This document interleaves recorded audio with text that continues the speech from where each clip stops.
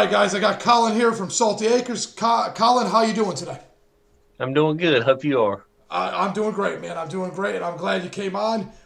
Looked at some of your stuff right before we talked, which is my normal procedure, and I love the gardening thing. Number one, I always did it with my family.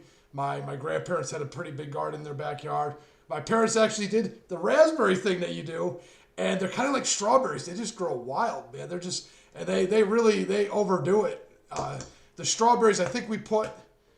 Did we make like 2 by 12 boxes? We did something where we tried to stop the roots from spreading because the strawberries are just wild, man. They They're would take over the invasive. garden, yeah. They're invasive for sure. So on that note, how long have you been doing it, and what caused you to find the passion of gardening? Man, I tell you, if I told you a story, you wouldn't believe it, number one. But Sounds like a great since we got story. since Yeah, yeah, since yeah. since we got time, I will tell you, and I'll try not to cry, because it just all fell into place. I don't know how to explain it other than that. I never touched dirt until 2020. I had my little girl Isla in May, and I had a 3-year-old boy, Owen, at the time. And Owen had always enjoyed berries. And I said, well, I need to probably grow some berries, just to figure it out. And I had time during the pandemic. And so uh, as the year went, I went to go buy my first bush to try to grow. And the guy looked at me, and when I told him, I said, I want 10 of everything you got. I want 10 raspberry bushes. I want 10 blueberry bushes. I want 10 blackberry bushes. And the guy's a fairly older guy, and he said, I wouldn't be doing you a favor if I did that. He said, I'm going to only sell you one bush today. And he said, it's my job to teach you how to do this for the rest of your life. So he says, I'd take your money gladly, but I wouldn't be doing you any favors. And he said, tell you what, just buy this one blackberry bush. And he said, try to multiply it into another bush. He says, and after you've done that 2 or 3 times, come back by. And next thing you know, that piqued my interest, as in that was what got this thing rocking and rolling. I learned how to multiply plants, and then my little girl the following year, she started getting into eating berries, and they were eating me out of the house. Okay, so I said, this ain't gonna work. I need more than what I got here. So when I first thought about growing my own berries, and I said, well, if I'm gonna have a lot, I probably need to do like a business where like people can come by and pick berries. I plan on having that many. And I was like, I'm gonna name it Isla's Berries. That's what I'll do. Because it's all because of my little girl or Yeah, my yeah, it boy. makes sense. Yeah, that's great. And anyway, so uh, started. I got as many plants as possible, planted them, and then basically just went online, and that's where the magic happened. My mom bought some tomato plants from QVC, and I said, "What in the world are you doing buying plants from online?" She said, "I just bought them because they said they were the variety I always use." And I said, "Well, what else do people buy online? What plants do people buy online?" And that triggered it all. So I said, wow, you can go on eBay, you can go on Amazon, you can go and see what all is selling or what has sold within the last couple of hours. And I knew I had a gardenia bush in my backyard, and that's a pretty popular bush. And I said, I want to multiply one. So I multiply it and I put it on eBay. Within 12 hours, it sold. I said, okay, well, there's something to this. And then I had to figure out how to ship it. And after I had sold 3, My wife looked at me and said, "You can't do this. I mean, you just can't do this." As in, uh, we can't sell plants online. And it was more worry than I anything was with gonna her. say It she was was like, more worried about scaling it, right? She was like, okay, can yes, you do this 50 times a week? yes. And she was like, "There's no way." And I said, you'll see. And so I said, "What? This is what we need to do." And she looked at me and still said, "No, no way." And in November, she said, "I want some chickens." I said, "Well, we'll get you some chickens." And so this is November 2021. I said, "We'll get you some chickens." So here comes 2022, and Salty Acres is not in effect at this point in time. It's not even, the name don't even exist or anything. It's just, this is a hobby. I sold 5, 6 plants, no big deal. And come March, I sold another plant. I started another gardenia bush, and then started building a chicken coop. And on her birthday, we filed for an LLC with the state of North Carolina, Salty Acres. And I live on a road called Salt Market Street. That's where Salty Acres come from. My mom lives on 4 acres across the street from me. And we have a garden over there, and we do a lot of stuff in our backyard here. But a lot of it's centered towards the everyday person, because the everyday person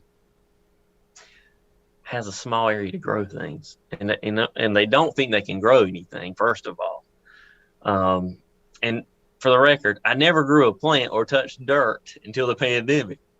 So, number one, keeping a plant alive in this house was impossible, all the way up to that point. And so we filed for an LLC, and it was just to sell really eggs and maybe a couple plants. And then it just kept slowly evolving, and my wife kept telling me, "No, we can't do this," until it really took off in October. I was selling a few plants here or there, and I would contact these people on YouTube, just like you contacted me. "Hey, I want to talk to you." Yeah. That have 10,000 followers, and at the time, to me, that's a lot of people, because I didn't have any, So I said I'd contact people. And the reason why I contacted people with low numbers really was, number one, I knew they give me the time of day. And number two, they needed content. They're in the same world as I am, and I just would contact people and say, "Will you talk about my plants? And I'll send you whatever you want for your garden." And that was great. It worked and everything else. I'd send my plants off. I've had several people talk about my plants, and I'd get orders, and I'd be tickled to death. But then, some people would want money, and, it's fine. If people want money, I understand. But, to me, I wasn't really making anything at the time, because I just won't pushing it. There's a good guy I know. He says the problem with most people is they think too small. And when he told me that, it just made me think, you can do it at a bigger scale if you want to. And the whole time my wife's saying, "No, you can't do this." So, but in a lot of ways, she knows how I click. So most of the time, my entire life, I've heard all the negative things motivate me. First of all, there's people are motivated by so many different things, but to me, it's being told I can't do something. And she knows that. So I don't know if she was playing on that or not, but I promised her a farm, number one. And my kids are the reason why we did Salty Acres. And so in October, she came up with the idea. She knew Christmas was coming up. She said, well, why don't we just create a TikTok account? And I said, sure. She's like, I got an idea. Maybe we'll go viral. And I said, what is it? She goes, it's for our chickens. And she's like, I bought this little Snoop doll. If you look, it's one of the very first videos on our TikTok account. And she's like, it's called Snoop on a Stoop. It's Snoop Dogg. It's a little doll. It's for like Elf on the Shelf. Yeah. She said, let's just post a couple of videos, Snoop in a coop with our chickens. So I was like, that's pretty good. That's pretty good. And I posted about 6 videos without my face. And you start realizing at that point, when you start scrolling on random people's stuff on TikTok, most people stop at 6 videos. The average person, when someone follows me, I try to go and look at all their TikTok videos that they've ever posted. Just an everyday person, I still go look, because a lot of them just stop. It might be one of their dog, it might be one of a family member, a special moment in their life, and they just stop. And it's kind of sad in a lot of ways, because I know exactly kind of how the average person does things. And I'm not saying that's a bad thing or a good thing. I just know how it is. So after a few weeks of us posting stuff and not really getting any traction, on December the 4th, I can remember the date. Okay, December 4th, 2022. I looked at my wife and I were talking about money. And she just looked at me and she said, this isn't going to work. And that's the worst thing you could say to me as a person. And so I'm getting emotional thinking about it now. So, and a lot of the conversation was money, like, as in, like, you know, this is just a hobby, but we gotta make it make money. And I said, I got the answer for it. And she looked at me and said, well, what is it? I said, I just got to post my face on the internet. And that's the hardest thing for a lot of people to do, because everybody critiques themselves the hardest. You're the hardest person on yourself. When you hear yourself talk, you don't think it's right. You just don't know. And so she looked at me, and these are her exact words. You got less than a 1% chance of being relevant.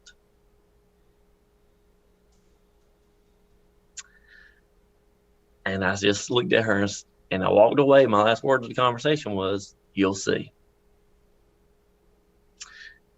And the last thing anybody should really do in a relationship, this is relationship advice, you don't kick somebody low. And to me, that was the lowest way you could kick me. And I walked away from there somewhat defeated in a lot of ways. Not discouraged. It was just more like, is this really what I'm supposed to do? So to me, I always felt like this was the right thing for me to do. And mainly because I've always said this, my entire marriage with my wife, everything happens when it's supposed to happen. We tried having kids for 7 years. Didn't happen. For 7 years. 2018, I had my little boy. And I always said, everything happens for a reason. And my kids are why Salty Acres existed. So I really just walked away from there.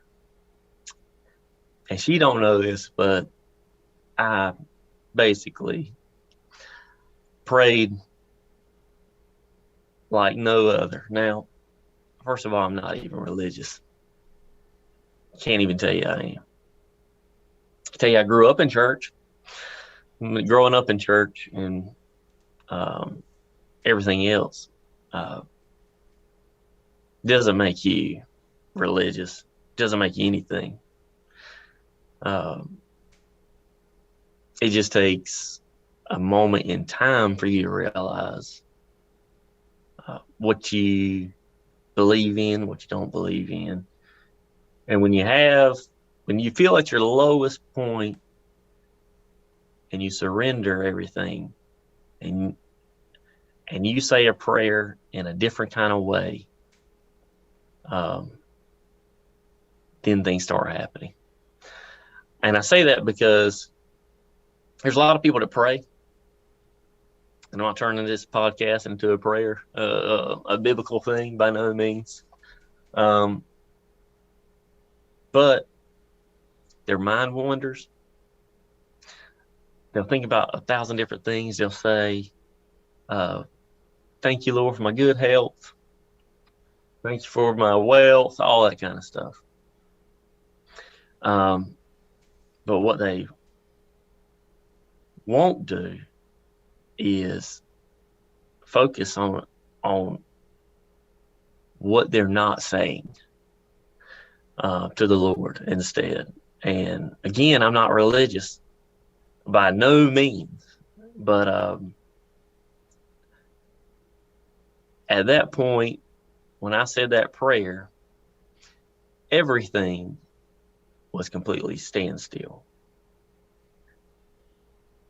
I've never been more clear or in a place than at a certain time as I was when I said my prayer. And I said my prayer at 7:45 at night, laying on the bed that I'm sitting on for this interview, as I'm putting my kid down to sleep. And my words in that prayer was this, not make this happen. It was, if I'm doing the right thing, just show me something. If my kids are here for a reason, just give me a sign I'm doing what I'm supposed to do. And so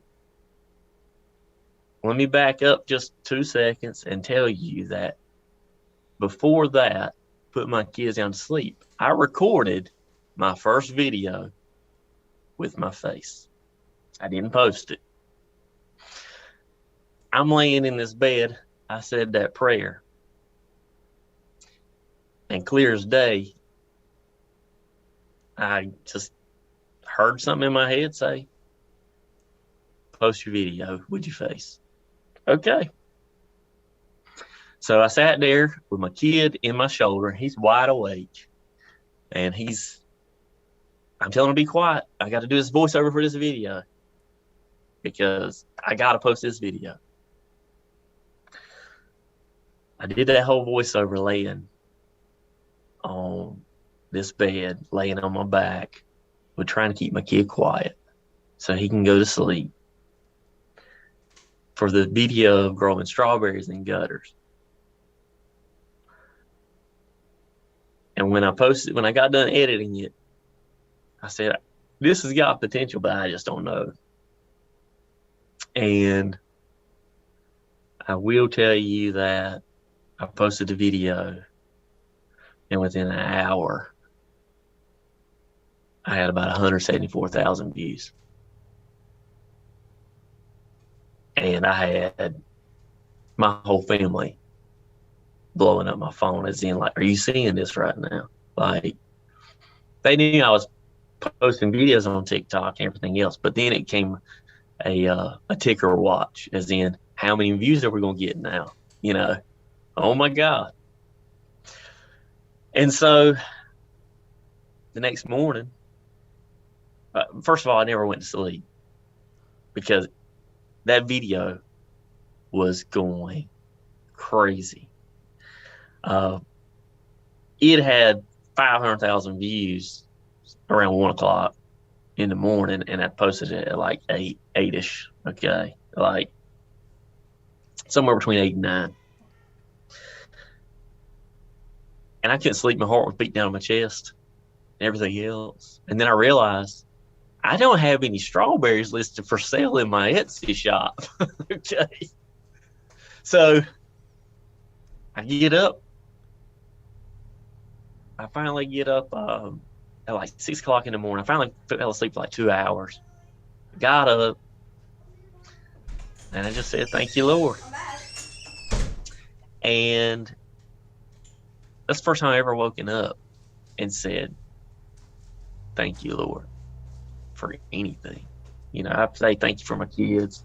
I've said that the moment they were born. But that one was just different. And it's just absolutely amazing telling that story, because I could tell that story 1,000 times. And I have told that story 1,000 times. And I think every person that listened to it ends up getting goosebumps on it. And so I haven't missed a Sunday except for my wife's birthday since that video, really, of going to church. I've made it a point to go. And again, people probably don't believe in this stuff, and they probably won't, care to listen to it, but I'll take it a step further.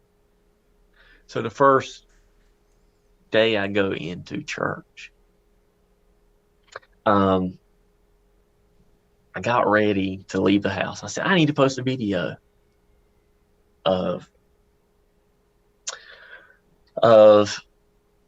something right before I go to church to get in people's phones, because it's 9 a.m., trying to keep the algorithm going and building more followers and everything else. And I came up with the idea. I said, you know what? I'm going to give away a garden. So I posted in my story on TikTok, I'm going to give away a garden. And here's what you need to do to get one. Because something told me to just give everything away. Because everything was going my way. I don't know what it was, but I knew I was going to church, and something said to me, give it away. So I go to church, and I'm not lying. As soon as I walk to the building, I'm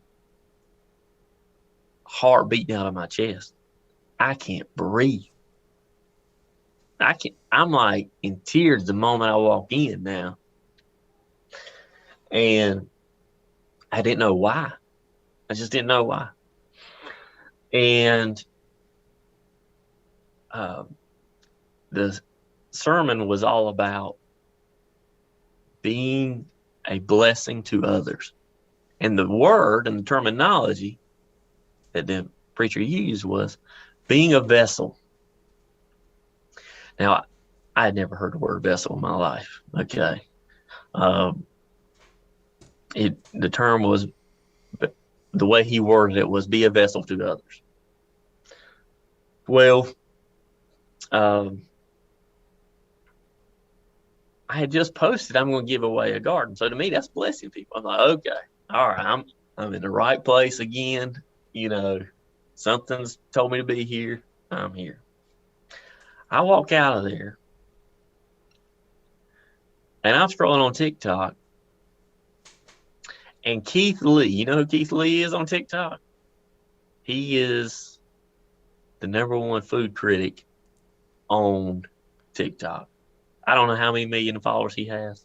He was an ex-UFC fighter. All he does is review people's foods. And when he talks about them, they sell out. Yeah, they blow up immediately. Yeah. Go look him up when you're done with this, okay? He scrolled up on my phone, and the very first sentence or two, he says, I just want to thank God for allowing me to be a vessel. And I literally lost it. As in, like, things are compounding now. And I'm just like, I'm being slapped in the face everywhere. Okay. It almost gets to the point where you're feeling like, is this spookiness gonna, like, yes. yeah. So I give away the garden. I see that video. I come home, I give away a garden. The next week, I know somebody local that sells plants, everything else, grows all the vegetable plants and sells them. He called me up, said, hey, I want to give you something. I said, okay. So he comes by and he gives me a box. I'm talking massive, huge box of all these seeds because he knew I sold seeds. He's like, these are my seeds from this past spring that I have left over. I'm like, are you kidding me? Like, how much you want for these things? Because I'll just resell them in my Etsy shop. He's like, I don't want anything for them. So I'm like, okay. So I gave away everything I got, basically, in seeds. And then I get this box of seeds dumped on me. And it just, to me, was another sign. Just keep helping others, you know. And that's all I've tried to do since I blew up on TikTok, is just focus on helping others. And it's been a grind. I mean, it has been, there's times you don't want to do it. There's times all that stuff. But at the end of the day, you realize all these people that have made it on there, they didn't have nobody telling them to post either. And that's what makes it so awesome, because it is a grind. I don't know how to explain it, but I've appreciated it more than anything. I wish it was given to me sooner, but if it weren't for my kids, I wouldn't even be on TikTok. I sit there and think all the time,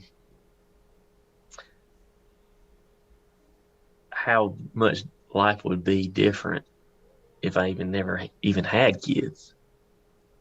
But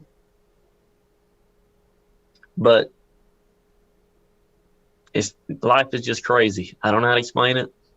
It's just crazy. But still to this day, my wife looks at me and says, you know, you're mini famous now. She just makes fun of it. You know, she's like, until we got to eat and someone comes up to you, you know, Then it's official. Then it's official. Once someone comes, yeah. So I got a Bible verse for you that probably coincides with your whole experience there. Ask and it shall be given unto you. Seek and you shall find. Knock and it shall be opened unto you. For everyone that asketh receiveth, and he that seeketh finds it, and he that knocketh it shall be opened. It's literally one of those things where faith is one of those things. It's kind of you have to act it out. Yes, you can't prove it until you've actually done it. So if you say yes. I love you, or I say I promise I won't lie, or any of these things, all of it is just based on the fact that you have to act it out. Yes. Or yes. Worse, you've already acted it out, and I don't trust you. Yes, I exactly. mean? But there's an element there of you just got to go out there and knock. Yes, and so I will tell you this. This is what's even crazier about it. Like I told you, I went to church growing up. Everything else, didn't really consider myself religious. Listen, I've said 1,000 prayers. Couldn't tell you anything I ever prayed for my entire life. But the whole time when I was sending my plants to those people to get them to talk about it, my wife would look at me and say, it's just so awkward. Like, you're reaching out to these people asking. And you know what my words would be to her? I'd look at her and say, the Bible says you have not because you ask not. Yes, yes. It's insane to realize. It's almost like that manifest concept. I don't know if you realize this. Everything that's ever been invented was invented in someone's brain. There was no Yes. rocket ship on Mars where you went to the store and bought a rocket ship. There was no rocket ship, and then one day this guy, what's his name there, Verbron or whatever his name was, invented the spaceship out of nothing. Yes. So Everything we see was invented from our brains can create so much. It's like a little mini machine. And I think yes. when you garden, your mind's like a garden. If you seed it properly and you water it properly and you say what you want to do, you can literally get your mind on board with you. Instead of arguing with you, there's always that argument on your shoulder. You're ugly, you're stupid, blah, blah, blah, blah, blah, blah, blah. All those little, you just got to push that to the side and weed your garden, water your garden, and let that garden just grow, man. Let that mind. That's exactly right. Like It's not an IQ thing either. It's not an IQ thing. no, It's no, I'm not smart. I'm not smart at all. well, you're Like not dumb. You're not dumb, man. I'm not dumb. Yeah, but I understand what you're saying. An average guy is all it takes. That's right. Yeah. It just takes the best way I know to explain it would be you have to have a little bit of a vision, but you have to also say, I'm never going to give up on it. I could have gave up after 6 videos. Like the average person. So, but I didn't give up because my wife had just told me that I had a less than 1% chance of making it. And it's just crazy. If you just put a little bit of effort into it and you don't stop, you can make something happen. It's just like going back to the you have not because you ask not. I don't know how long you've been doing podcasts, okay? But I do know you had somebody on here that has about 3 million followers on TikTok. The massage dude. Yeah, 2.5. Okay. I think it was 2.5 million, something like that. Yeah. Yeah. Okay. Very, very meek guy, very chill, easygoing guy. Yes. He had the same mindset. He just wanted to be someone out there reaching out and talking and happy to help anybody that wants help. And so basically, this whole podcast happened because you asked. You know, that's the whole thing. Like you can't have something unless you go and ask for it, or put your mind to it. Because listen, if you look on my YouTube channel, I got a couple of interviews with some TikTokers that you might want to interview them and put them on your podcast. But they've been around a lot longer than me, and they had a whole lot less followers than me. But they helped me in the very beginning. And I'm just trying to help everybody help me in the past. You know, I don't want to leave anyone stranded. That's the last thing I want to happen. And I said I wanted to interview all these TikTokers just like you. And I felt like people, if I reached out to them, would talk to me more because I had more followers. As in, they felt like I might be worthy enough to talk to. And in some cases, that's been the truth. In some cases, I will say that I've had some people DM me on TikTok that I never thought I would ever had a chance of talking to. And I'm not saying like a celebrity or nothing like that, but people who have 1 million followers, if they send you a message, you must be doing something right, you know? Yeah, you hit a chord with somebody. Yeah. You know, Collin, I appreciate it. That was a very heartfelt story. I never had a monologue go the whole first segment. That's never happened before. So that's pretty unique, man. Because I'm going to be honest with you, I go through your Instagram and I pick out as much as I can so that the conversation doesn't die on the air. I'm a talker anyway. You're a talker, man. You're a talker. I'm a talker anyway. I'm going to be honest with you, man. I'm where some of those guys are. I've been doing this for like 6 months now. I have 3, almost 4 times as many videos as I have followers. I just can't seem to get any traction. Now, that being said, all of a sudden in the last like week and a half, I'm averaging like 350 views every 25, 28 days or whatever it is. So the segments on YouTube, I'm starting to get at least, I see a bump. Now let me ask you this: keep this in this thing rolling. You got a TikTok account? I do, but I don't use it. I don't use it. I literally use it to find you guys. Okay. Well, here's what I would do if I was creating a podcast and I wanted to get a lot of followers quickly. I would, if you're talking to people and asking how they made it, I would take little snippets out, because the number one search thing on YouTube is motivational speeches. Okay. If I was a church and I wanted to be viral on TikTok, I would have a camera recorded on the preacher or right there at where he's standing and take out the most critical 5 to 10 second part of it and play like some of that viral motivational music. Okay. And just plug those. And eventually it's going to hit. Somebody will say the right thing and everybody's going to go, oh, I've got to go see this guy. Who else has he got on? Yeah, because you're episode 70, man. I'm on episode 70. 70. Good deal. So I've done this 70 times, man. Man. But you know, that's what's so great about it, is it's a journey, okay? It doesn't happen overnight. Now, I will say in some cases it does. The last thing I told myself is I'm not going to be a one and done. I made sure. I said, you cannot be one and done. And so I wanted to keep it going.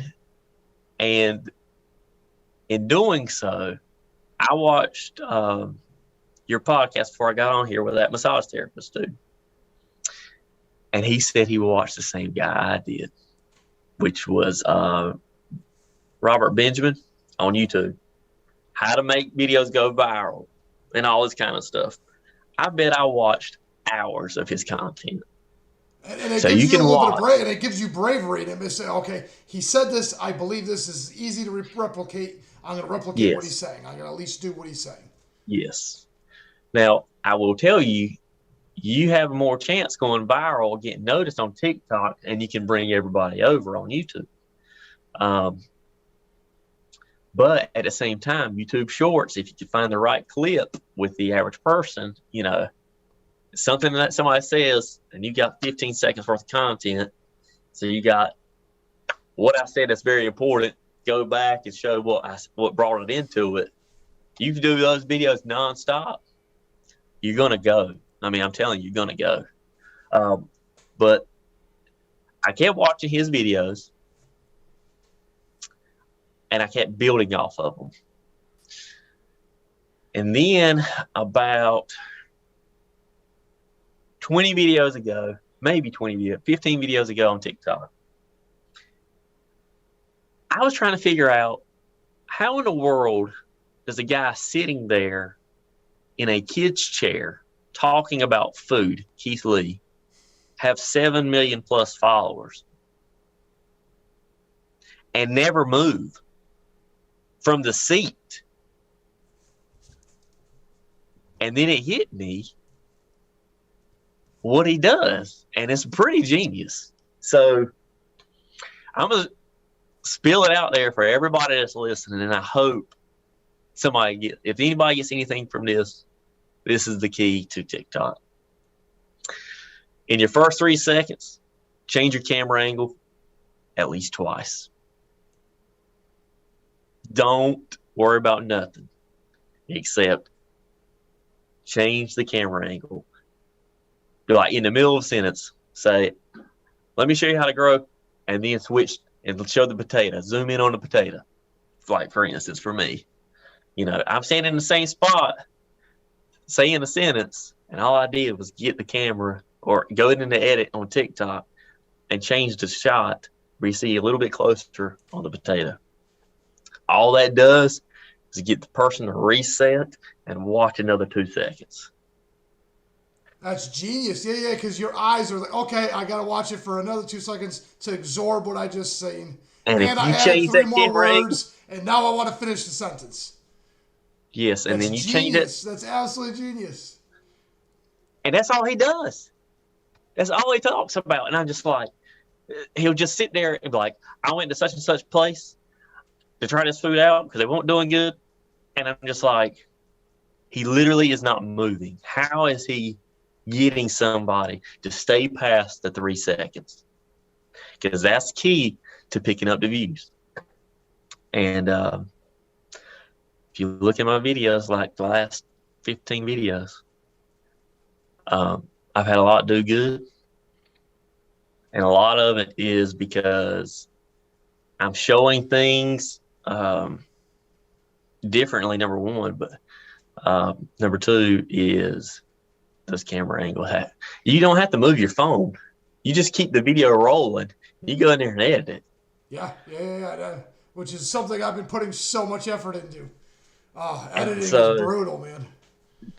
Yes. And so it's pretty genius when I thought about that. And then I just start implementing it in every video. So that's the one thing I would tell anybody if they get anything from this video. If you post a video, do that. You will get followers. And you can see all my videos from start to finish. They slowly have gotten just a tad bit better because I understand what it takes. That's what I can tell you. But let me go back a little bit further and go back and tell you this too, right quick. When I was reaching out to people, just like you, the Bible says you have not because you ask not. I followed this guy on YouTube for years, and all he does is give financial advice. His name is Gregory Manarino. You know who he is? No. He's got 235,000 YouTube subscribers. Okay. He posts a video at the beginning of the market open and at the close of the market every day. So before 9 o'clock, you get a video. After 5, you get a video. I followed him for years. Every now and then I'd send him a message.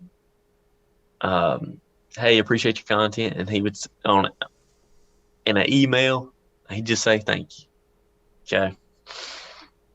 Well, he gives financial advice. But all he keeps talking about in October, when I was trying to build this thing up, is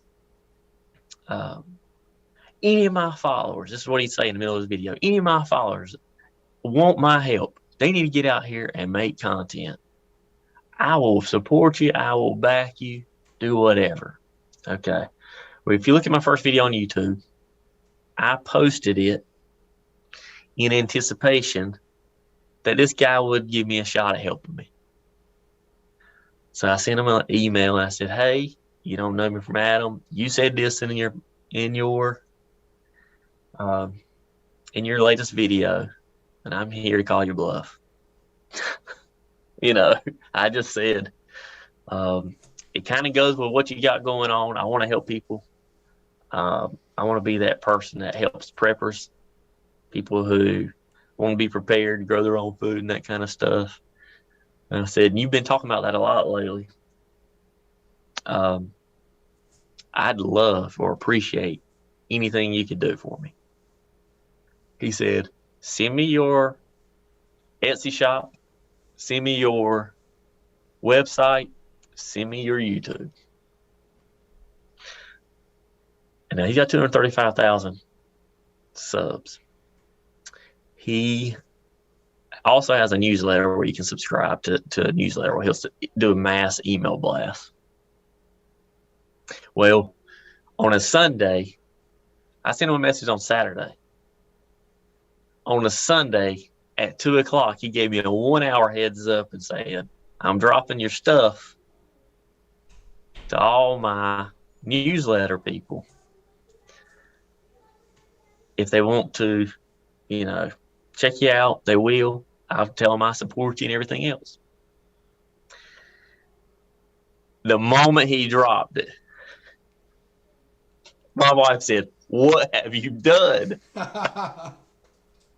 Because we had people buying seeds and all grades of stuff. My one video had like 2 views, my very first video. I got 3,000 just because he had it in his email and just sent it to everybody. And so that's what got me to trying to reach to more people. And just, that's what started my concept. So I've had a lot of help along the way, but still at the end of the day, you got to continue to do it. Like, it ain't just going to be handed to you. And that's the biggest thing I can take away from it, because I could have stopped and everything else, but I made sure I didn't. I'll be honest with you, not only is it amazing to see how organic everything plays out, especially with TikTok. It's so much fun to hear everybody's story. But the key to it is not one story is exactly the same. And not only that, but you could never replicate anybody else's exact story. No matter how hard you tried, I looked at it and I said, you can't replicate that again. That was a one-time deal. For that one person, under that one circumstance, that destiny was that person's under that moment when it was called into existence. And that's exactly right. Now you could turn formulas out of some of the mannerisms in which you do it all, but the overall spectrum of ideas and the way things play out, it can never be duplicated. Not exactly. You have to go on that journey yourself. That's exactly right. And it has to be your journey. It can't be someone else's journey. It has to be yours. And it's wild. I'll be honest with you. Because what's his name had a TBI, and like if you didn't have kids, and it's all these little nuances of life that you can't put all those pieces together accidentally or on purpose and replicate the same outcome again. You just can't. No, I'm telling you, if I think about it long enough, I can just cry just thinking about it. Yeah, you get emotional, and I'll be honest with you. It's kind of neat to see that, because you always want to capture that moment on camera if you can. So I appreciate the story. It was a great story. But you got so much more to talk about. I do. So let's go. Let's go. Ask us a question. Now, how many people do you think made it this far so far? I have no idea, but most people, I don't think they make it past an hour. But, all right, man. So, I'll be honest with you. I got plenty of time. Okay. I got plenty of time. The craft in which you work on is probably the most valuable craft. Seeds and gardening and all that stuff. I wouldn't have realized it, because I remember telling my neighbors I'm not going to bother with the garden. I'm not going to bother with chickens. I would have never saw eggs getting to $4 a carton. I would have never saw. And the way the world's economy is going, a garden's probably more valuable now than it ever has been. And I remember my parents, when the last economic downturn happened, they started messing around with goats and chickens, and we had bees, and we did all kinds of little gardening stuff and everything. And there's so much trial and error, and there's so many things that have to be worked out for you to be successful, and you have to fail. Yes. Right? There was a couple goats that stomped out their babies. And we're like, okay, we got to leave the moms alone and separate them in different pens. And there was all this trial and error on how to get the milk, and you can't do that when everything's a mess and you have no extra money. When you got a few extra bucks in your pocket and all the stores are open, not most of them, not just one, but all of them are open, that's when you want to make all your mistakes and fail miserably and have to start all over again. That's right. Yeah, because I'm going to have to get some chickens. I got 6 kids, man. I mean, eggs are cheap now, but they were outrageous, and we go through like a gallon of milk. I guess it can last like 3 or 4 days sometimes, but normally it's like a gallon a day, a loaf of bread Six a kids, day. It man. That's doesn't. impressive. Yeah, yeah. Well, it took 6 tries to get a boy, man. You got yours at the first try. It took me 6. Well, that's awesome. Well, congratulations. You got it, though. I got You my know, boy. But yeah, with that being said, gardening's probably one of the most valuable side skills outside of maybe mechanic, remodeling, maybe I don't know. It depends on how things play out. But yeah, you got some creative ideas. The 5 gallon bucket, the big tote that you used. I would have never bothered doing that with the raised garden. But it makes sense if you didn't move, if you sold your house. Now you got this $1,000 investment in railroad ties or whatever it is that you made your raised garden out of, and it's probably staying. yeah. So I can tell you a lot of my stuff, I wouldn't say is original. That's the one thing I can honestly say, and I hate to say that. I just feel like I can present it better. Well, here's the deal. Not only is it hard to come up with original thought in of itself, it's not like all the books haven't been already written. The vast majority of ideas are already been out there. But once you do it and you fail and you get it right, it kind of becomes yours. Especially when you start explaining it to me or somebody else, you're explaining your experience. It's no one's blaming anybody for saying I didn't invent the wheel. But that guy sells more wheels than anybody else. His story is extremely valuable and valid as his story. Yes. So I can tell you, I've watched a lot of videos in order for me to learn what I'm teaching everybody on TikTok. And the great thing about it is when the people I've learned it from on YouTube, they don't do TikTok because they're older. And I mean significantly older. The people I watch are 80 plus. Oh, so these guys, yeah. So you're getting lost technology almost in essence. Yes. And so when I say 80 plus, I really mean 80 plus. So you're saving this stuff for posterity, really, if you think about it. These videos are actually more valuable than you think. Yes. And so I'm trying to bring it over to the more modern people. And when I started thinking about that, I started searching what these people showed on TikTok, and it didn't happen. As in, it wasn't there. Nobody showed it. And I said, there's an opportunity. Yeah, because now you hit a niche inside the niche that no one's even touching. So it's virgin land for you, man. Yes. So there's a lot of things that people have showed already on TikTok. If you'd have asked me at the beginning of everything, if you asked me at the very beginning stages of TikTok, would I be as confident, or if I felt like I could present it better than somebody else, I'd say no way. But now that I understand how TikTok works, how most social media works now, Instagram too, and YouTube, I feel confident I can present it a lot better. And I hate to say it because it sounds like I'm not being very humble, but I just feel like I can present it better than the people that are already out there. And I don't mean that in a bad way. Well, there has to be a 1%. There has to be a 1%. It's not like everybody can be on top. That's right. My entire life, I heard I need to be in sales. Okay, I'd already heard I have the entrepreneurial mindset, and I can talk to a stranger and talk them into. Yes, you can. And talk them into near about anything. Okay. And so I took that and I've just built on it. That's the only way I explain it to you. I think it's genius, and you're doing a great job, man. Very I unique. appreciate it. Yeah, very unique perspective, very unique mindset. And, well, I can tell you, going back to what I said at the earlier stages of the podcast, I said on here that you critique yourself the most. I sat there and said, I don't need to talk because people are going to make fun of my accent. They're going to say, where is this dude from? Okay. I already knew. I already knew. Now you play on your uniqueness and you use it to your advantage, man. You know, that's exactly right. Before I posted that strawberry and gutter video,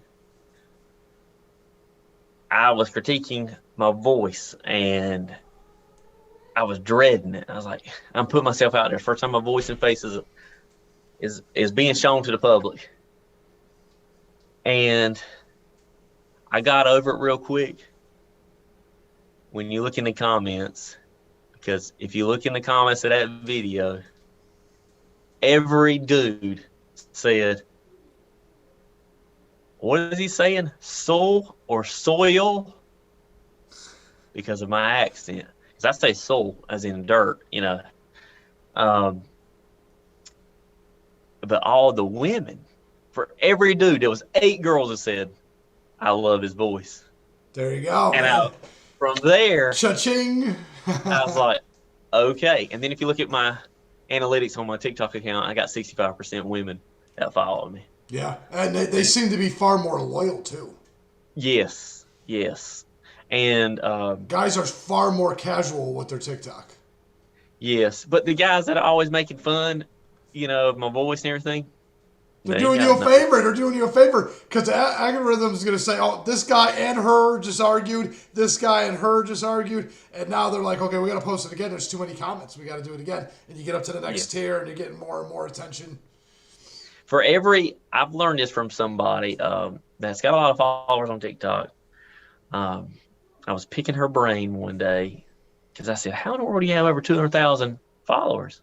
She said, the key to it is posting something where there's equal amount of lovers and haters. So they're going to war in the comments. Yeah, because you don't want to be one-sided too far over on the one side. Yes. So I thought it was pretty neat. So I've had a lot of people with a lot of following talk to me about, you know, a little bit about their journey, but also what, you know, kind of what to expect, what not to expect. Don't expect to go viral all the time and that kind of stuff. So that's been pretty neat. It is quite a journey, man. It is quite a journey. And how long have you been doing TikTok? December the 4th was really my first true effort at TikTok. So we're only talking 5 months. We're 5 months in. Almost to the day. To the day. Yeah, that's wild. Okay. And I've been doing this for almost about 6 months to the day. So that's kind of funny. That's cool.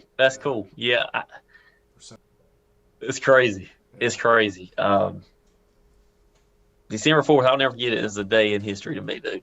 Now, I did notice something that's a reoccurring theme when I ask people how they get started.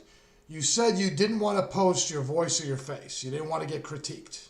That was one of those things you didn't want to do, but you kind of had to get over that hump to really start moving in the momentum side. Yep. That seems to be a reoccurring trend. The Authentic Cowgirl episode, like 39 or 45, don't remember exactly which one.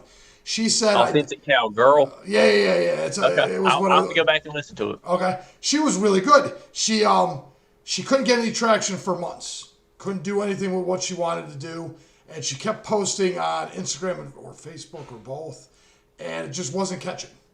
And her husband kept telling her, go on TikTok. She's like, I'm too old for TikTok. That's like a teenage girl thing. I feel lame. I feel stupid. I feel like I'll get judged, blah, blah. She don't do it, and she don't get no traction. She don't do it. She finally does it and then blows up.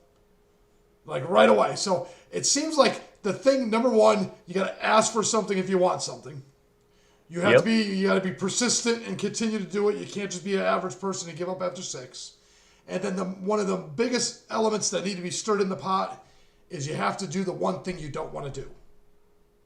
That's it. I don't know what that is. I don't know why. So I'm trying to figure out what is the thing I don't want to do. Well, I haven't been touching TikTok. Maybe I'm supposed to touch TikTok. I don't know. I think that's the key to it, man. Yeah, I'll be honest with you. I got a camera in a box. I haven't opened that either in like a week. So maybe I don't know. I told you what I would do. I done told you. Yeah, I agree. And I got what so I've got 70 videos. That's how many hours? I don't even know how many hours. That's at least an hour of video, hour and a half of video. Probably an average is probably an You hour. can zoom it. You can zoom in on my face when I say something, and then go see your reaction to it, what I said, and then Yeah, go back. yeah. And that Boom, right boom, there would be boom. yeah. That's all it would take. Well, Because no, to you don't me, know. You just don't know. You don't know. you just don't know. That's Yeah. what's so great about the journey. Because there's some things I'm like, man, I got an awesome idea, and it'll do well, and then it just flops. Yeah. I never would have thought the potatoes videos would have done as good as they would. I expected maybe 200,000 views, and heck, I got one of them's got 600,000 views right now. And by the way, I don't get paid on TikTok. Just so anybody is listening, I do not get paid for views on TikTok. Why you don't have enough subs? Why aren't you getting? I have 332,000, and I'm on the business side of TikTok. You So, don't get views. You don't get paid for views. oh, that's crazy. So you got to make another private account and do it all over again, because they Well, probably. I got a backup account.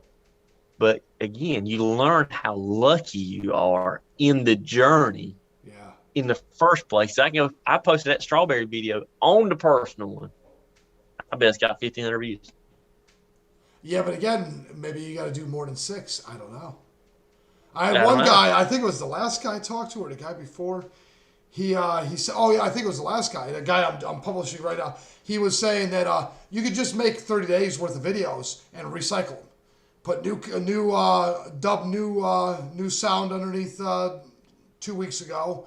Put a couple extra comments on there and repost it again. That's not going to kill you to have a recycled one every 30 or 40 days. You got new followers, they haven't even seen it. They're not going to scroll down to every single video you've ever made. That's right. Yeah. That's So right. he's like, you can recycle a 30-day. I mean, you're obviously going to pepper in some new stuff. But Yep. So what else you got for me? What other questions you got for me? all right, let's see. You did the raspberries, the potatoes, glamping. I liked your glamping video.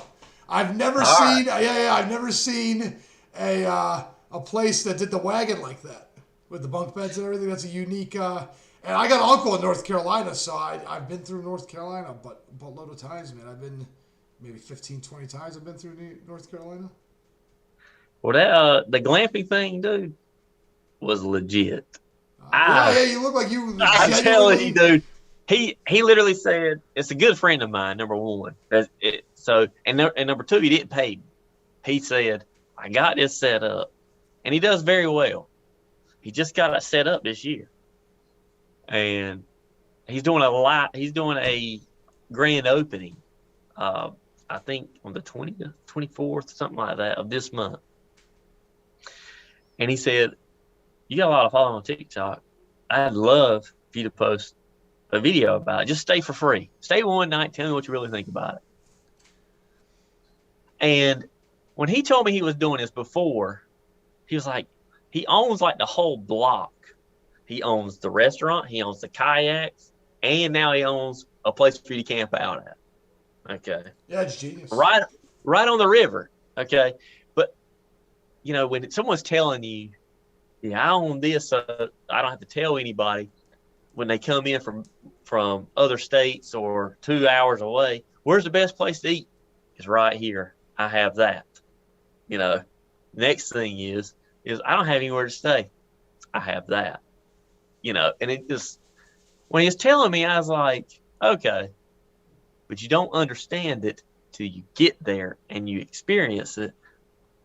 And you could tell when I talked to him after I woke up the next day, he was literally standing outside my wagon at 9:30 in the morning, waiting for me to walk out. He says, "So what do you think?" I said, "Dude, you got it figured out. You got it figured out. It's just a matter of getting the people here." Because number one, I didn't eat at the restaurant. It's literally 150 yards away from the camp out. Okay.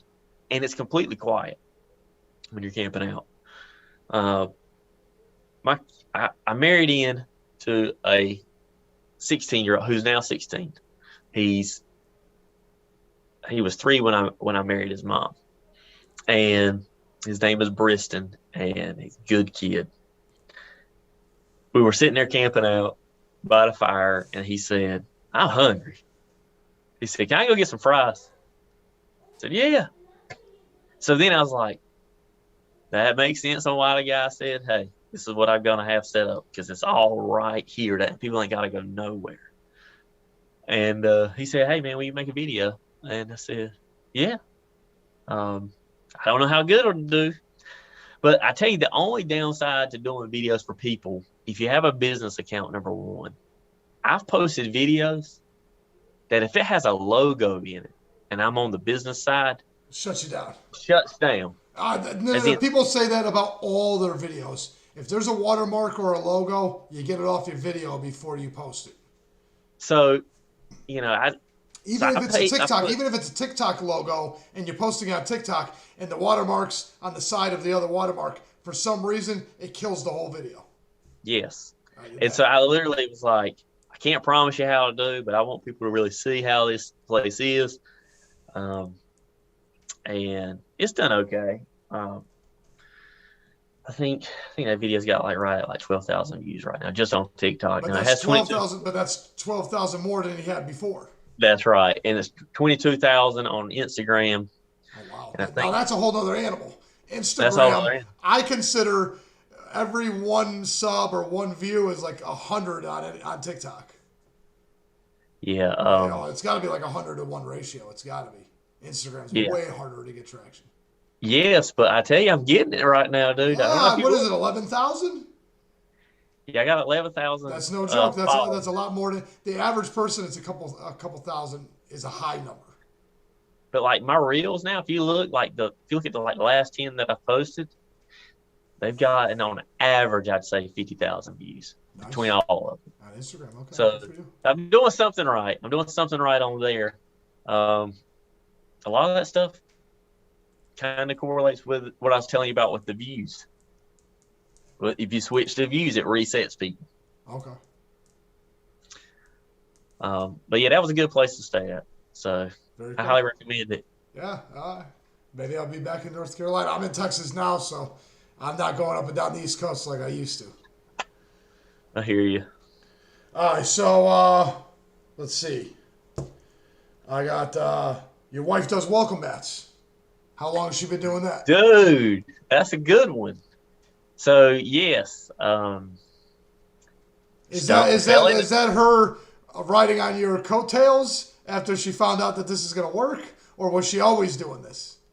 This is me telling her she has to do it. If I post it, you can't back out. Yeah. Now you're committed. Yeah, you're in. You're all so in. Let me tell you what's happened. I don't like jinxing it, but we've had some real estate people, real estate agents, realtors reach out to us asking us if we'd like to do their doormats for like all their home closings. Like this happened today. Yeah, that's great, man. So like again, you don't know what'll happen unless you post about it. Number one. Well, nothing happens if you don't post it. If you don't post, nothing happens. And knock on wood, that goes well. I mean, we're just that happened today, so I don't know what's going to happen from it. But again, I just posted that video because I said I got 332,000 followers. Somebody's going to have interest in it.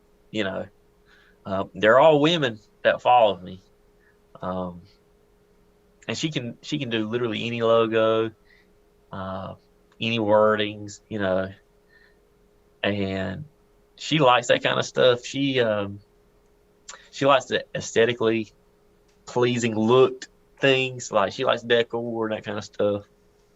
And she is the reason, if you look at one of my videos on TikTok, why it went viral. And it was the egg carton. If you ain't seen that one, you need to see that one. It's 15 seconds. I don't think I've seen that one yet. It's 15 seconds long. I think it's got 1.5 million views. And she showed me this egg carton. It's the shape of a stop sign. And this guy posted his name, Nick Gann, on TikTok. He posted He does how to make money in farming. He said he was holding up a yellow egg carton. He says, "Do not use these if you're selling eggs. Treat your business if you're selling eggs like a business. Do new egg cartons." Okay. So somewhere in that clip, he said something like, you know, use, don't use these. Treat it like a business. And I stitched the video, and I called him before I ever did it because I got his phone number. I said, "Dude, I got a chance of blowing you up, and I think it's going to work." He goes, "You really think so?" I said, "Yeah, dude." He says, "I didn't even know you sold eggs." I said, "Yes." So check this out. So I had my wife immediately order those egg cartons she saw on Etsy. And when she did, she got a stamp and she stamped her logo on the egg cart. And I stitched a video. And in the video, I says, basically treat it like a business. And I hold up this egg carton. It's the prettiest thing you've ever seen, dude. And I said, "That's right. If they're going to be $6, and I open them up, and you're blue-green eggs, like most people ain't seen them. They don't know blue-green exists on chicken's eggs." And I open up and I say, if they're going to be $6, it might as well be $6 for a reason. 1.5 million views later. That's a great stitch. That was a great idea, man. Yep. So I try to put the pressure on her because she gives me some ideas, and I'm trying to do the same thing towards her. Yeah, I appreciate it. Yes. So I told you I had a story. Yes, you did. Yes, you did. So did you grow up in North Carolina? Grew up in North Carolina my whole life. Like I said earlier, my mom I live on a street called Salt Market Street. My mom lives straight across from me. I went to East Carolina and immediately moved back home and can't get away. There's nothing like being home. Like today in my backyard, looking at the blackberry bushes, we posted a video or a picture on our Instagram. I literally looked at my wife when we were standing out there. She's like, I can't believe that all our stuff is this big already, as in like our blackberry bushes are 6 feet tall. We planted them a year and a half. No, we planted some of those last year in like October, and they're already 6 feet tall. And they're already flowering, blooming. And she looked at me and said, "I can't believe this." I said to her that I just look forward to going in the backyard, and I'd rather be right here than anywhere. So that's an awesome feeling, man. And yeah. How much land do you have? Because I have a third of an acre. You have a third of an acre? Yeah. Well, I can tell you this much. You got more than I got. No kidding. Okay. Well, I'm not going to lie. I looked at my backyard. I do have a pretty big backyard. I got a big backyard, but when I say you got more than I got, yes, you do, but I got 4 acres at my mom's house. So it's kind of, But you can grow a lot more than you realize. If you really put the time in and you try to organize what you have and maximize the potential of that land, you got more than you think. That's right. That's right. And that's why I did that video on strawberries and gutters, because it's not on your land. It's not tying up any space. What else can you do? So I'll be honest with you. It seems like you could always maximize something a little bit more. There's always a way to change it up and switch it up and increase what you have a little bit more. Yep. I'm trying to think what else did I write down here. The raspberries, potatoes, glamping. You said you don't do raised gardens. I haven't seen any raised gardens except for it looked like you had your daughter inside a steel-framed raised garden. Yes. So right before I came on here, I posted a video. I posted a video with a raised garden bed. Because I know for a fact you said I don't bother with that. I don't. And the reason why is because I know it's part of knowing how TikTok works. And if you watch a video I posted, it has 2.3 million views, and I got it pinned. And my first sentence is, I don't use raised garden beds, and I'll tell you why. And I did that to trigger the entire gardening community. Which strategically. Yeah. No, that's very strategic, and it's actually genius. Yeah. So the mom pops, old people on there. They're like, I spent $300 and it took me 2 days. I've made a raised garden. I've had them for 4 years. Who the hell are you to tell me you're no good? They lost their gardening minds. Yeah. Oh my God. You should have just seen. Go look at the comments. They're like, you're growing in plastic. You'll die from it. The whole 9 yards. And Well, you do. There is one negative. They do dry in the sun, and they will crack and start breaking down eventually. But you got several years. You should have a couple years. Yes, but those containers, they last on average 5 years. Okay, I'll buy that. Them out. Now, I bring them in during the winter time, so I don't know if that extends. That helps, because the thin like totes that you buy at Walmart, I had them outside in the back. I had a handful of them that I just got sick and tired of, and I put them in the backyard behind the shed. And in 2 years, they all dry rotted. They just I picked them up and they just basically shattered in my hands. But that's very thin plastic, and Texas has some serious sun. Yes, I'm sure. That'll burn 2 layers of skin right off you. But yeah, I did that to trigger everybody. So there's a lot of methods to my madness on TikTok. And I posted about a raised garden bed today because right after that, I have a good friend. Go look her up. Gardening indoors. Her name's Chantel. She does nothing but gardening inside of her apartment. Oh wow! She said, me and her text. She's one of the persons I sent my plants to when I won't even show my face. And she said to me, "Well, you know what that means, don't you?" She just sent me a text message after that video. She said, "You can hang up all the sponsors you want to with raised garden beds." And as soon as she said that, I can show you the text message. I can screenshot it. The next morning I woke up. Hey, I'm Lily from Vevor, Vevor. I would love for you to talk about our raised garden bed. As I sent her a screenshot, I said, apparently not.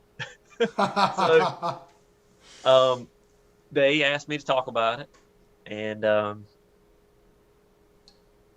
I said, okay. But I will tell you, for people that are listening to this, sponsors ain't all that. Don't think it's great to have sponsors.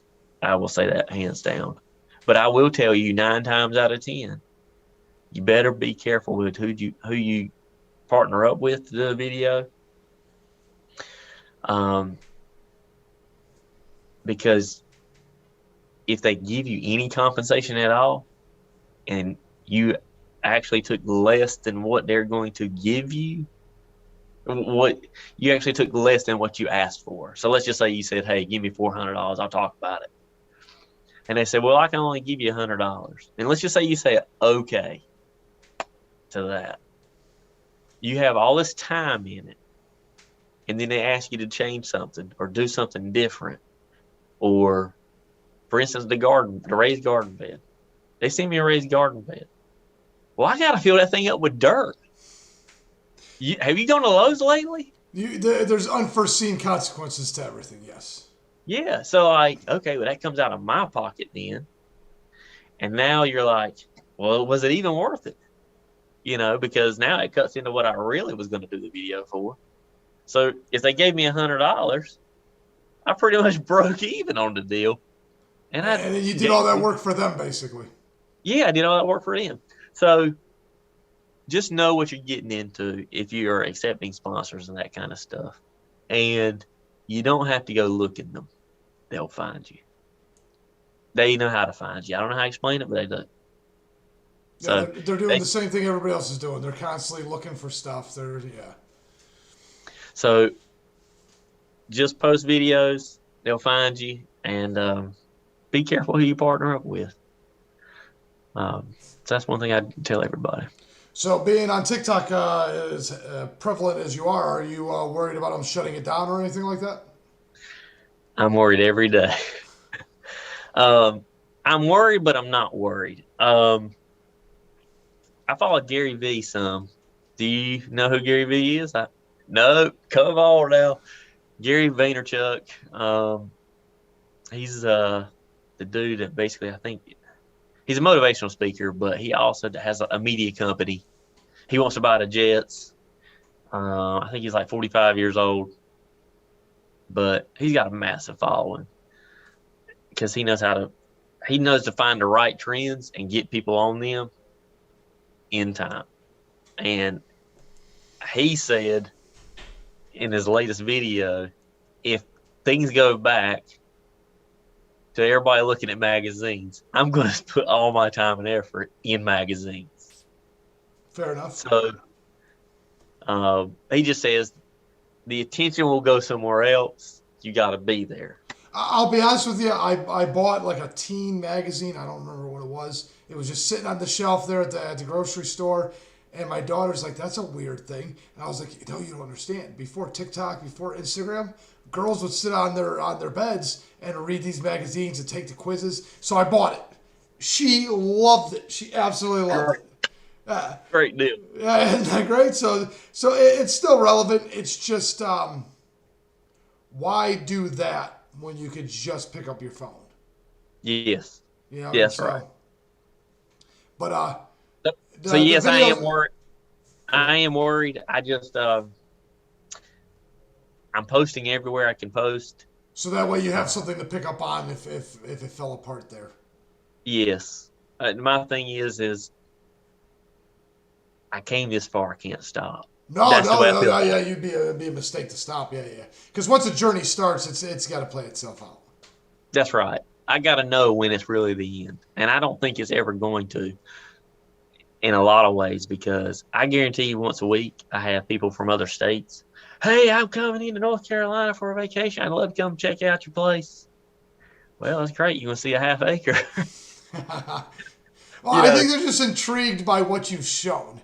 To actually see, it's kind of like if you see a celebrity at the restaurant or at the store, it's like, this is something that was untangible, that couldn't be, but now it's there. It's right in front of me. So that has a unique... Yeah. It's one of those moments. It's kind of like that song on the radio. It's not like you haven't heard the song 50 times, but it's on the radio right now. Yes. So I think all these people think they're going to come to this, massive greenhouse right in my backyard.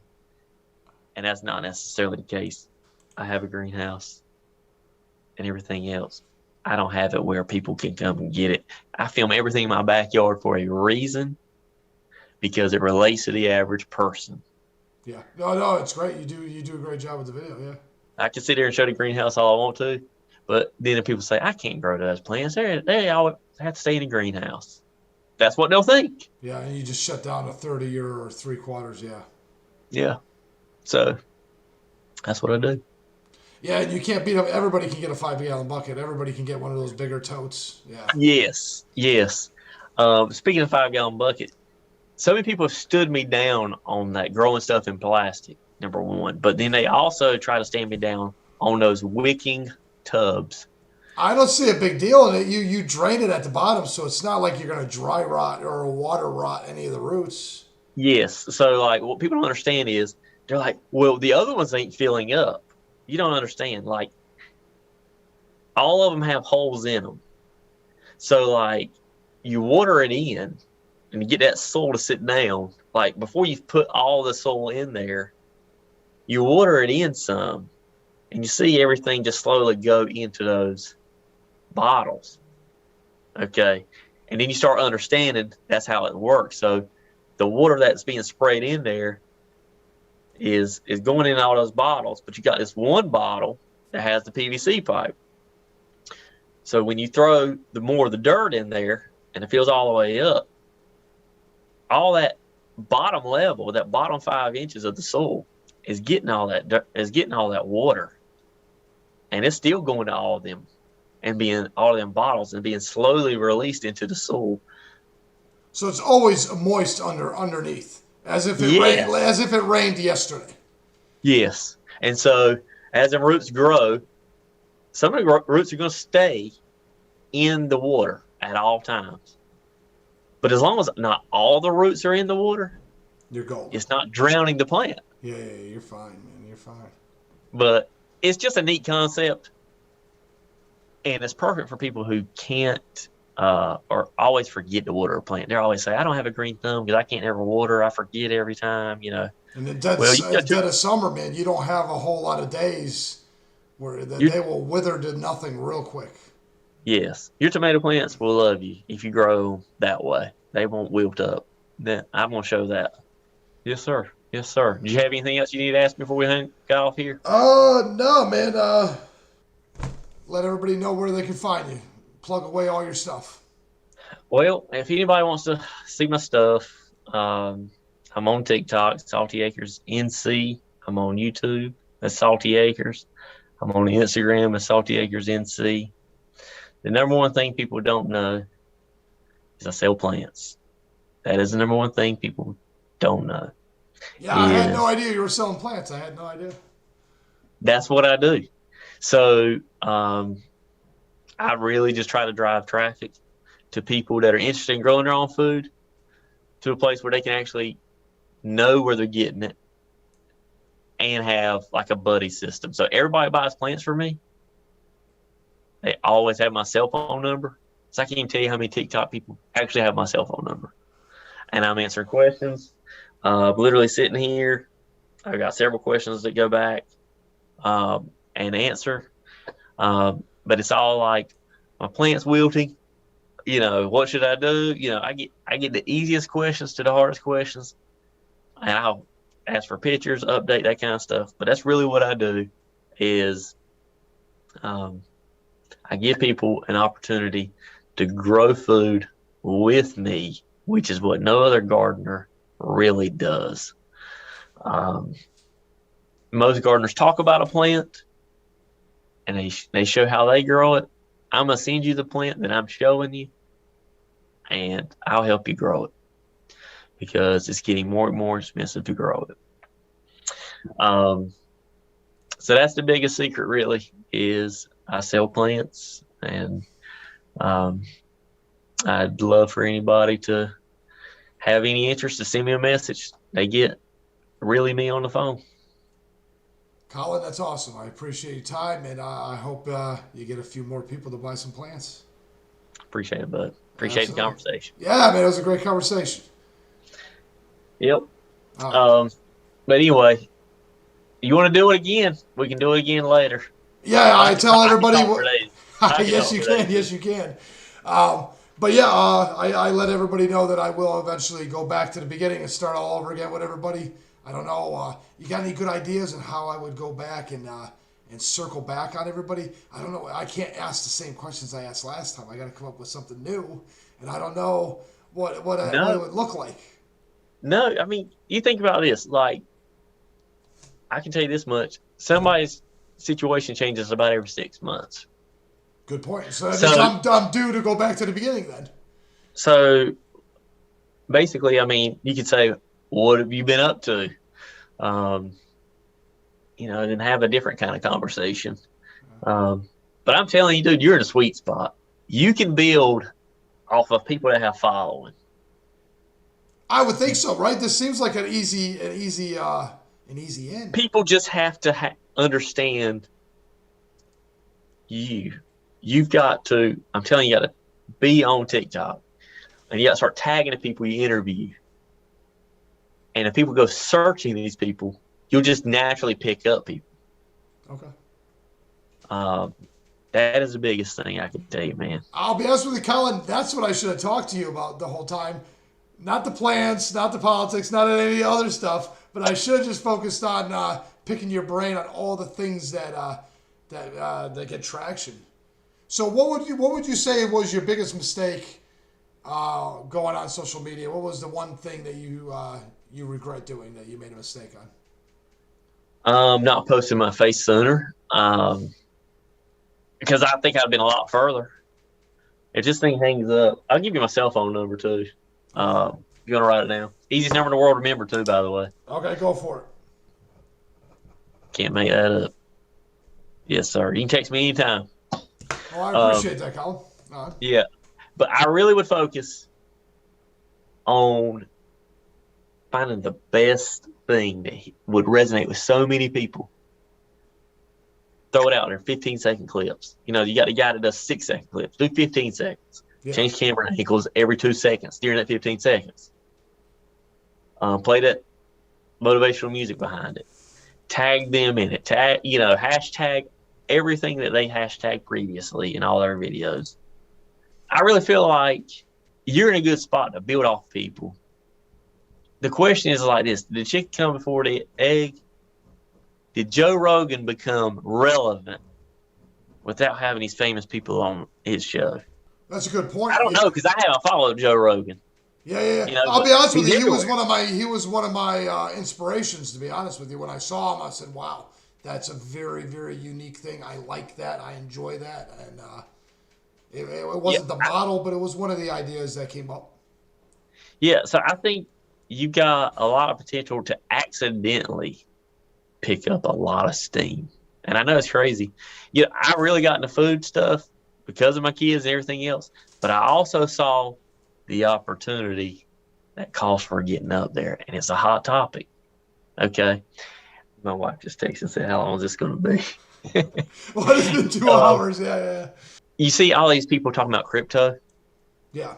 They all got all these followers off of the hottest thing. Yes. Now it's irrelevant. Crypto is irrelevant. That's a conversation for another.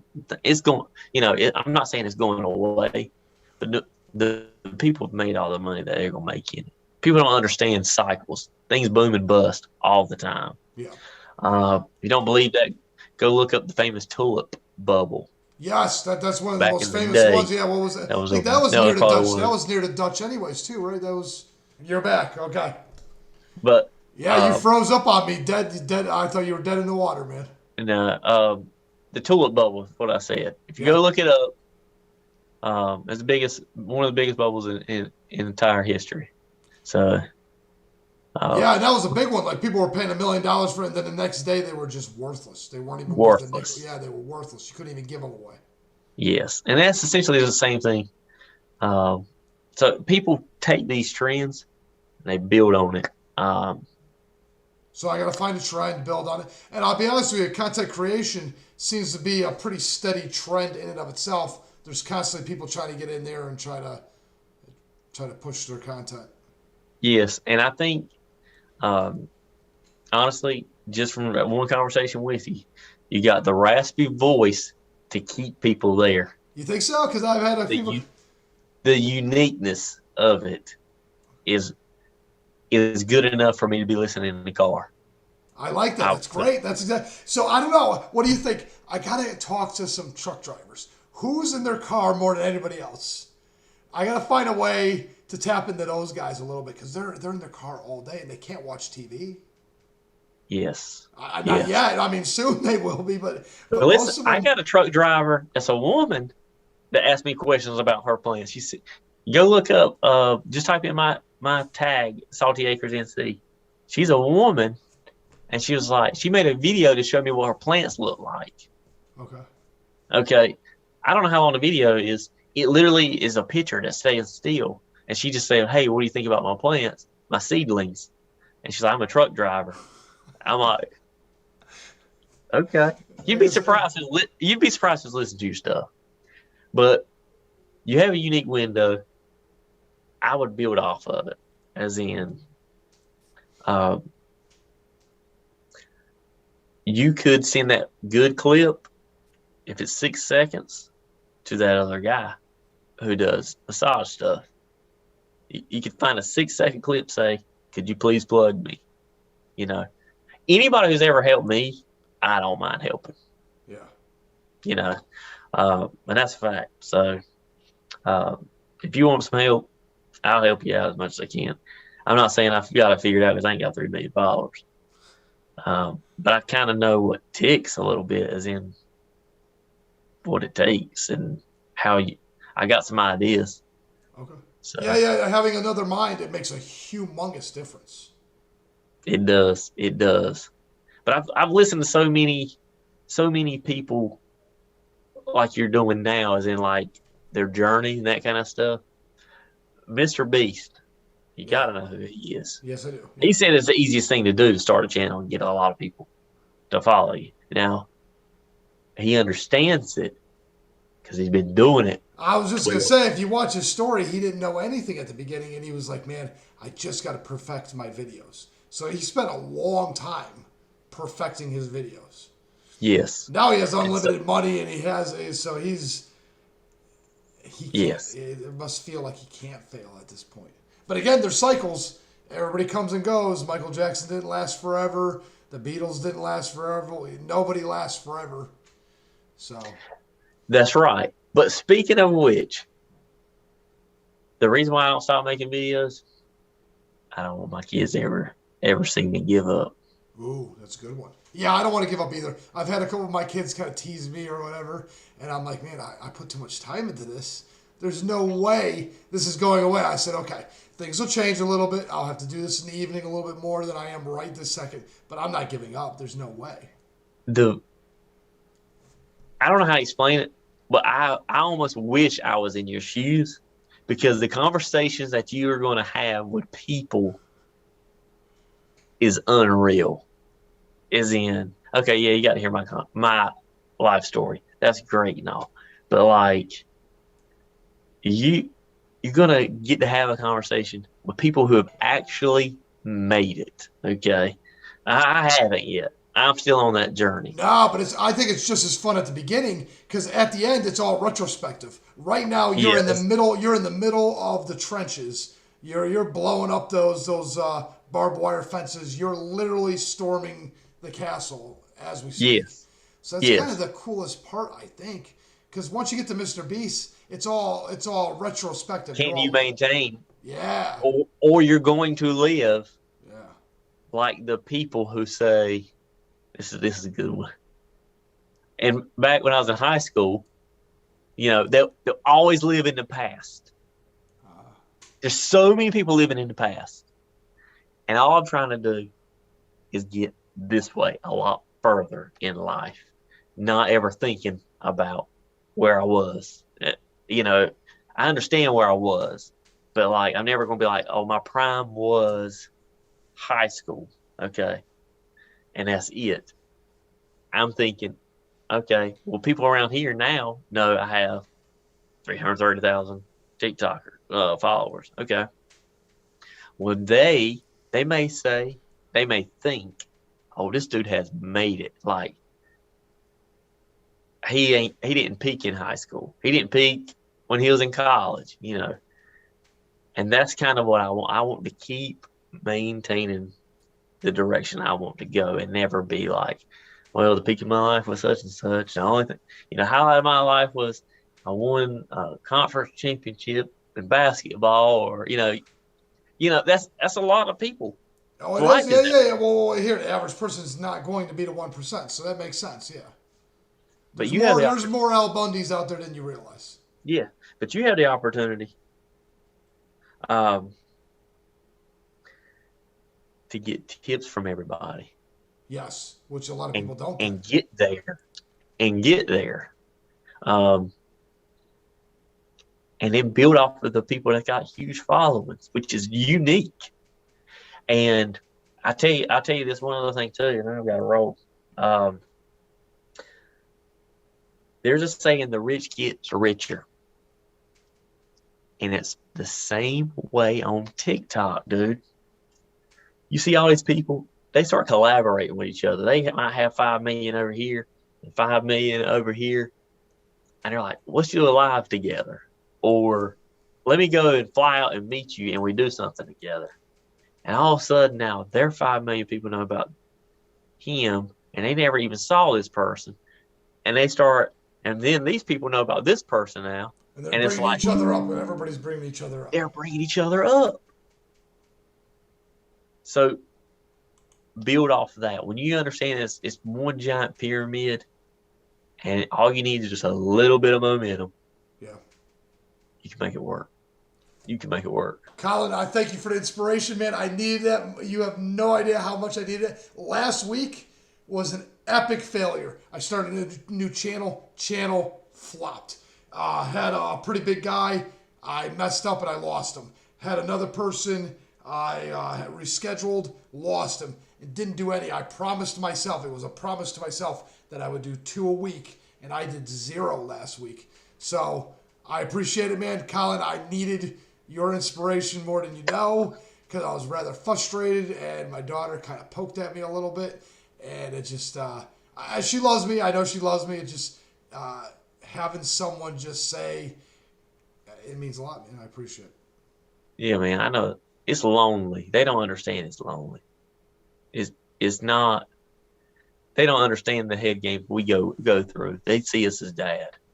Yes, they do. Yes. That's so weird. It's like, yeah, I don't even know how to, because I've got them from 20 to 6, so I got a spectrum of everybody.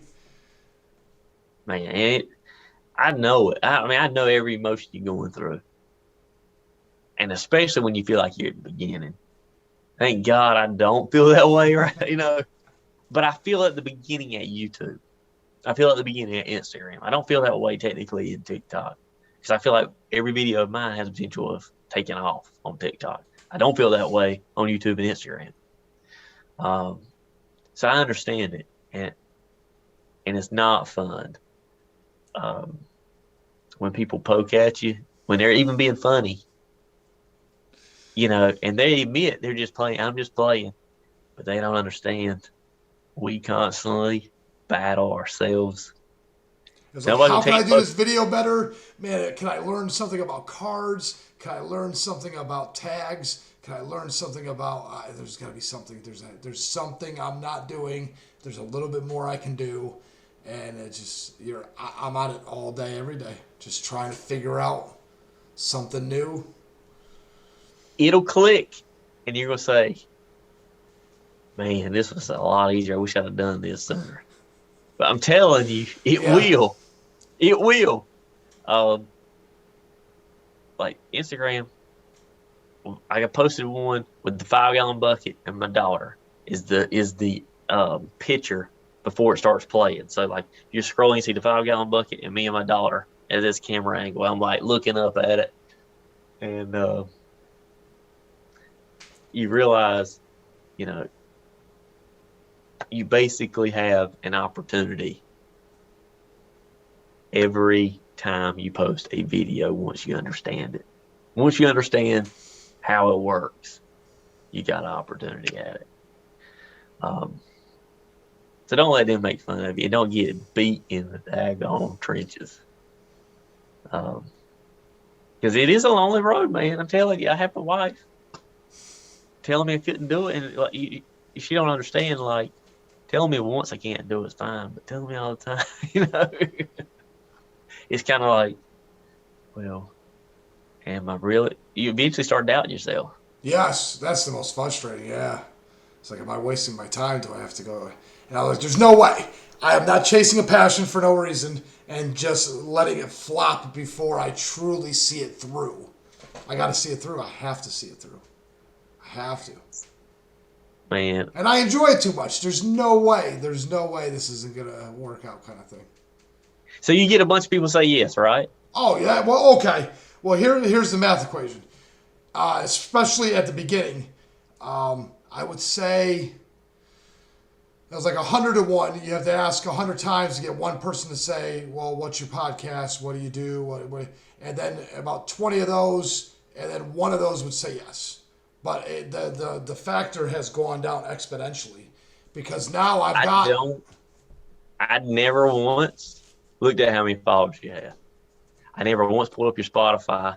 I don't even know how Spotify works. I do know how Spotify works. Well, I'm doing a lot better on Spotify. I actually make a little bit of money on Spotify. You make what now? I make a little bit of money on Spotify. Not a lot. You do? A little bit, yes. So I do have something there. Good deal. Good deal. So I don't know how it really works. So what I would tell you is just basically figure out what you're doing now. Okay. What are you doing now that works? Okay. And And scale what it. is it? And what is it that you're not doing that you need to do? I think that's my biggest problem. Well, I've got a couple passions that have been in my heart for a little while. I want to do in-person interviews, like go to a wood shop and say, "Can I sit down with you and ask you how you started your business?" And talk to some of the politicians that are going to be going through soon. Because I've talked to a couple politicians already, and I enjoyed it. And I think if I did one-on-one interviews, I have the camera it's sitting in a box right in front of me. I need to actually be brave enough to just go do it. I think before you do that, I think you change camera angles. You just focus on editing. If you have the time to edit an extra 15 minutes, I tell you what you need to do. This interview you post on YouTube. Okay. Your first 15 minutes of the video, change the views constantly. Don't worry about the rest of it. People feel too involved or too far down the interview to not worry about the editing in the end. That's the thing about long form. It doesn't even matter. Just say, I'm already this far. How does it end? Yeah, right, yeah. Well, not only that, some people just need that background noise. So if you can catch them for 5 minutes, they'll put it down and just listen. Whether they're in the car or in the kitchen, wherever they are, or in their office, they're just going to listen. So that's what I would do. I'd focus on changing that to see if it's got any potential. Do it for the next 10 videos. Okay. Do you think I should do more interviews? I probably could put more in my schedule. I don't think it matters about your interviews, how many you do. I think you already have the content. You just got to throw it out there a certain way. So just really focus on TikTok then. That's what I would do. Because I think I got like 1,500 followers on TikTok, 1,800. So I can go live. I got just dumb videos. I got a couple pictures of some of my my podcast. Here's the thing about going live on TikTok. I can go live with you. You might get 100 people. Yeah. It doesn't. What's good about TikTok is this. When I go live, TikTok sends all my old videos and throws them out there. No kidding. So make a ton of videos. Make a ton of videos, and then say Collin and the other guy there. Can we go live for like 5 minutes? Just talk to me. Let's hang out. Let's BS again. Send all your videos out. If you watch, you might have 1,000 views on every one of your videos, and then we click live. Okay, we'll go live. TikTok sends all your videos, sends them out. All these people who've never seen you before, they see it. They can go scrolling. That's how TikTok works. I didn't realize all this stuff till I started learning. Collin, that's great. I'm so glad I picked your brain again after we were going to close up shop. We're going to close up shop, dude. So what happens is they funnel all your old content out there, and then some people go follow you, or they'll go looking live and just see what's going on. Yeah. Okay, but it gives you more exposure. So all of a sudden, what will happen is this: you'll get done, and that thing will show you how many people you got follow you from the live, and it might say 2 people. That's no big deal. How it works is this: they send your shit out there for like the next 5 hours. Okay, so you'll wake up the next day, and all of a sudden you'll go click 100 new followers while you went to sleep, and you didn't post any new videos. Okay, then you go live again. All your stuff goes back out. You just keep doing it. The best example is HB Organic. She's a girl. All she does is soaps. Okay. I don't know if she's one you want to interview or not. She's got like 92,000 followers. Okay. Her videos are okay. Yeah, her looks are okay. Nothing to like, oh my God, I get every guy to go looking. Okay. She goes live every day, and all she does is cut bars of soap and talks. That's awesome. Yeah, I love it. I love hearing wild stuff like that. So she just literally, and it ain't like one of those pleasing aesthetic. The sensory ones, yeah, the sensory ones. Yes, like it ain't nothing like that. It's literally just she's talking. You can see the whole room. It ain't like you're just seeing a zoom in on the bars of soap being cut. It's like the setup is terrible, but she's live every day. Every day. Oh wow. Every day, and she does soaps, and she sells soap. That's all she does, and her content is not good, but she posts it, and then she goes live. That's smart. And that's all you got to do. But I didn't understand this until I started getting in the game. So you need to post you about 15 videos. Take your time on them. Don't worry about how good they are. If you want to go live after 10 videos, we can. It don't matter. But I would have at least 10 there. Yeah. So there's something to actually catch. All right. So I'll be honest with you. I've got some work ahead of me, and I've got a lot to do, and I never feel like I have enough time. There's never enough time. There's never enough time. Okay, this is no lie. Since sitting here, can I tell you I sell plants? Yeah. I'm the only. That's my biggest secret. And I don't tell everybody this because I don't want people who hear, and they follow me on TikTok, and then all of a sudden they're like, they have this idea, I'm start selling plants online. No, bud, I'm already there. Like I just don't do that. But since sitting here, I got 15 orders. Wow. In plants. Wow. Well, congratulations. That's awesome, man. So I'm just telling you, but what will happen is if they all send me a message, the ones that find me on TikTok, love your content. Please keep posting. And I take my time and I talk to them. Yes. And so you got it, man. I promise you got it. I just wanted you to know that. I'm going to take you seriously. I'm going to focus on TikTok. Actually, what I'm going to focus on is I'm going to make a whole folder, and I'm just going to dedicate clips of like 1 minute to 30 seconds, maybe even smaller. What did you say? Yes, but let me tell you, the first sentence people see matters the most. Okay. Then back into it. Okay. Because you got 3 seconds to get them to watch the rest of the video. That's it. Your first 3 seconds. So if I said something really good and you want to use it, that's where you should start. Then back into it. Do that on every one of your people. Post all of your stuff on Instagram. Same videos on Instagram. Same videos on YouTube Shorts. Same videos on TikTok. Okay. And I promise you, it's going to take off. I promise you it's going to take off. You just got to it's going to take a little bit of time. Yeah. It's going to take a little bit of time.